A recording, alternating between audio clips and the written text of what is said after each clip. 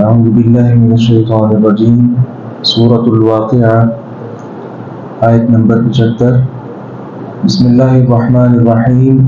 فلا اقسم بمواقع النجوم، پس نہیں میں ستاروں کے گرنے کی جگہوں کی قسم اٹھاتا ہوں۔ وَإِنَّهُ لَقَسَمٌ لَوْ تَعْلَمُونَ عَظِيمٌ، اور بلا شبہ یقیناً یہ ایسی قسم ہے کہ اگر تم جانو تو بہت بڑی ہے۔ إِنَّهُ لَقُرْآنٌ کریم، بلا شبہ یہ یقیناً ایک باعزت پڑھی جانے والی چیز ہے۔ فی کتاب مکنون، ایک ایسی کتاب میں جو چھپا کر رکھی ہوئی ہے۔ لا یمسہ الا المطہرون، اسے کوئی ہاتھ نہیں لگاتا مگر جو بہت پاک کیے ہوئے ہیں۔ تنزیل من رب العالمین، یہ تمام جہانوں کے رب کی طرف سے اتاری گئی ہے۔ اللہ رب العزت نے قسم اٹھا کر اس بات کا ذکر کیا اور بلکہ ساتھ کہا کہ اگر تم جان لو تو یہ بہت بڑی قسم ہے کہ یہ قرآن کریم ہے، باعزت کتاب ہے۔ قرآن جو ہے یہ قرأ سے، جس طرح اقرأ بسم ربک ہم سنتے ہیں پڑھتے ہیں، تو اسی سے قرأ یقرأ کا مطلب ہوتا ہے پڑھنا۔ قرآن ایسی کتاب کو کہا جاتا ہے جو ہر وقت پڑھی جاتی اور رہتی دنیا تک پڑھی جائے گی۔ قرآن کا گویا لفظی مطلب ہے جس کی تلاوت بہت زیادہ کی جائے۔ کتابیں تو اور بھی بہت ہیں، لیکن کتنی کتابیں ایسی ہیں جو ہر آدمی نہیں پڑھتا۔ اگر کسی کی کوئی خاص کتاب ہو بھی تو کوئی سال میں ایک بار اس کو دیکھ لیتا ہوگا، کوئی مہینے میں ایک بار پڑھ لیتا ہوگا، لیکن قرآن ایسی کتاب ہے کسی مسلمان کو اس سے مفاد نہیں، بلکہ ہر مسلمان کا اس سے یومیہ تعلق ہے۔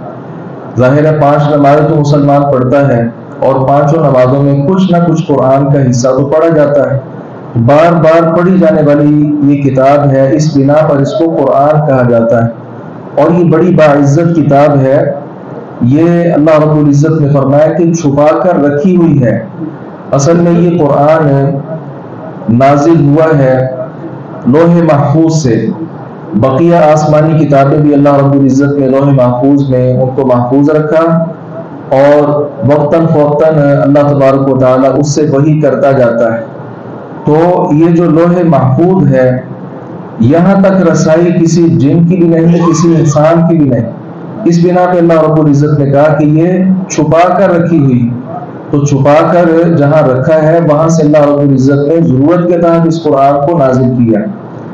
تو اس قرآن کا اور بلکہ لوح محفوظ کا اللہ رب العزت نے وصف بیان یہ کیا ہے کہ اسے ہاتھ نہیں لگاتا بلکہ بہت زیادہ پاک کیا ہوا۔ اس سے مراد ملائکہ ہیں، فرشتے ہیں۔ بعض لوگوں نے لا یمسہ الا المطہرون کا معنی اس کو تھوڑا وسیع کر دیا، بلکہ یوں بھی کہہ لینا چاہیے کہ انہوں نے اس کا مطلب سے اسے سمجھا نہیں۔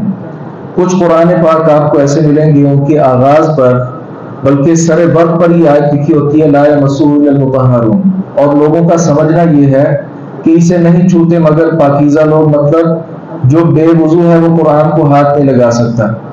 یہ بات فقہی طور پر جب پیش کی جاتی ہے تو اس کی پیچھے دلیل ہونی چاہیے، کیونکہ یہاں لا یمسہ الا المطہرون سے مراد فرشتے ہیں، پاکیزہ لوگ جو گناہ کرتے ہی نہیں ہیں، اللہ کی نافرمانی کرتے نہیں ہیں، وہ ملائکہ مراد ہے۔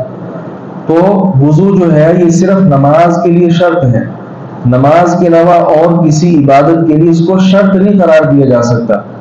طواف سے پہلے بھی یہ وضو کیا جاتا ہے، لیکن علماء یہ بتلاتے ہیں دوران طواف اگر وضو ٹوٹ بھی جاتا ہے تو طواف جاری رکھ سکتا ہے آدمی، البتہ آگے جا کر جب طواف کی 2 رکعتیں پڑھنی ہوتی ہیں، ظاہر ہے وہ نماز ہے، اس کے لیے تو وضو کرنا ہی پڑتا ہے۔ تو یوں کہنا چاہیے کہ نماز صرف واحد عبادت ہے جس کے لیے وضو کو شرط قرار دیا گیا۔ اگر نماز وضو نہیں تو نماز بھی نہیں، لیکن ایسا کہیں بھی نہیں ہے کہ آدمی تلاوت کر رہا ہو اس کا وضو ٹوٹ جائے تو اس کی تلاوت بھی ختم ہو جائے گی، بلکہ ایسا نہیں ہے۔ کتنے اوراق ایسے ہیں جو ہم وضو کے بغیر کرتے ہیں۔ بہرحال اگر کوئی وضو کر لیتا ہے تو یہ بہت خیر کی بات ہے، بہت برکت کی بات ہے۔ تلاوت سے پہلے وضو ہو جائے، طواف سے پہلے وضو ہو جائے، کسی بھی ذکر اذکار سے پہلے وضو ہو جائے، اچھے معاملات کام کاج سے پہلے وضو ہو جائے، یہ بہتر کے طور پر تو ہے، لیکن شرط کا جو درجہ ہے وہ صرف اور صرف نماز کے ساتھ بہرحال خاص ہے۔ تو یہ قرآن اللہ تبارک و تعالیٰ کی طرف سے نازل شدہ ہے جو تمام جہانوں کا پالنے والا ہے۔ تو یہ قرآن کی عظمت ہے، جس طرح اس قرآن کی عظمت ہے ویسے اس قرآن کو عظیم سمجھ کر اس پر جو اصل چیز ہے وہ عمل ہے، اس کی کوشش کرنی چاہیے۔ اللہ تعالیٰ سے دعا ہے باری تعالیٰ حق بات کو سمجھنے اور اس پر عمل پیرا ہونے کی توفیق عطا فرمائے۔